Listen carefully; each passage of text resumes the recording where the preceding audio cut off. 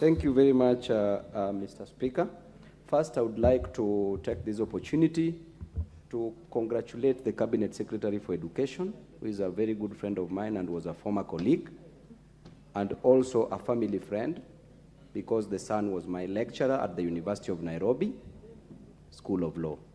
Now, Mr. Speaker, my question is about what's currently happening in public primary schools, which is very, very sad, Mr. Speaker.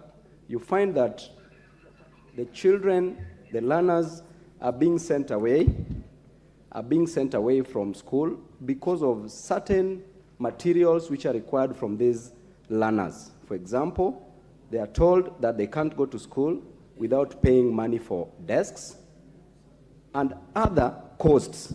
As we speak, there's a primary school called Edelwell Primary School in Embakasi East constituency that has sent away 65 learners who can't go to school because the administration is demanding 1,500. And I know that this is affecting the whole country.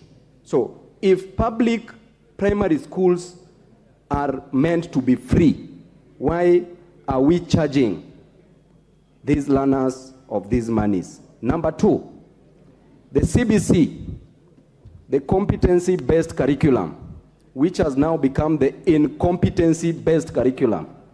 The Cabinet Secretary, can we do away with this system? Because we are wasting our children.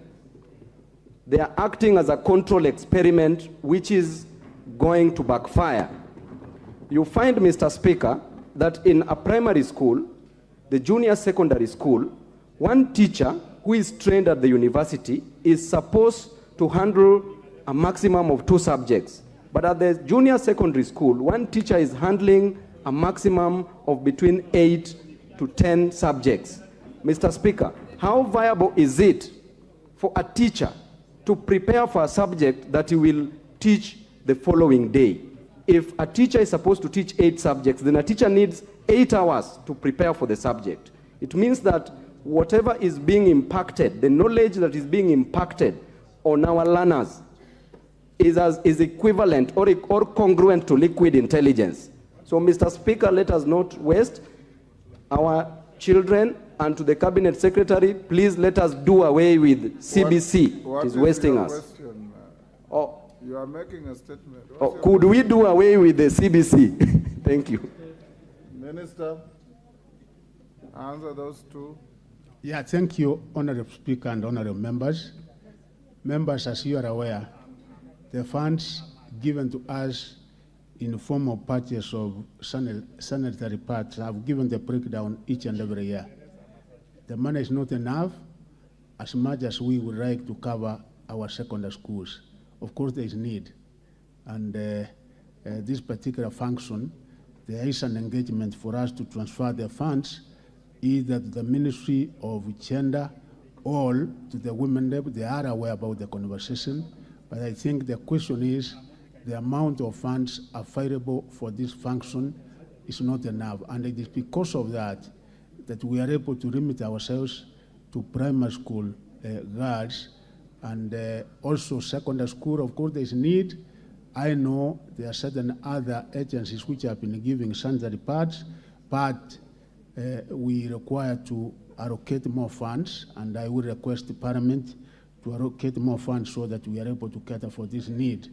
I'm very categorical, members of Parliament, when it comes to matters to do with illegal levies. We have been able to give a directive as a ministry and as a government that tuition is covered by government, and it is something which is enshrined in the Constitution of this country, Article 53, and primary schools we give a total of 1,420, and no school, no principal, member of Parliament, kindly give me the information. I've already taken action in quite a number of other schools. Recently, we had cases in Kirifi. We had cases, I think, in the other county where we have taken disciplinary action against those who were concerned, such that once this information is made available to us, that there is a school charging 1,500, then we will be able to move in immediately and take action. And even our deputy county directors of education, we are facilitating them so that they can be able to monitor, they can be able to go to each and every school, and in case there is such an irregularity, they take the necessary required action. Members, you know, we have been able to work this journey of CPC. We are now on grade 7. We are on junior secondary.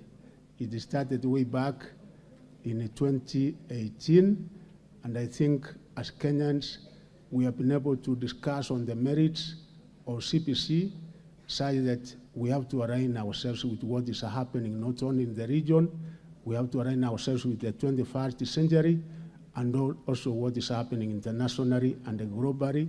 And even when the team that was set up by His Excellency the President, the Presidential Working Party, it went around the country, gathering views from many people in the 47 counties. It came here to Parliament, and the key stakeholders were also engaged in this discussion.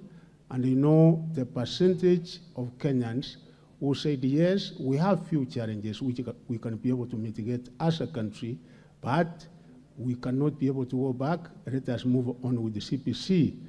Actually, 68% of the Kenyans, according to that report, said we continue with CPC. There was 15% who said we think we should be able to go back to the 844 system. And there were others who were, of course, in between, but the greater percentage of Kenyans, including experts, said, yes, this is the best system.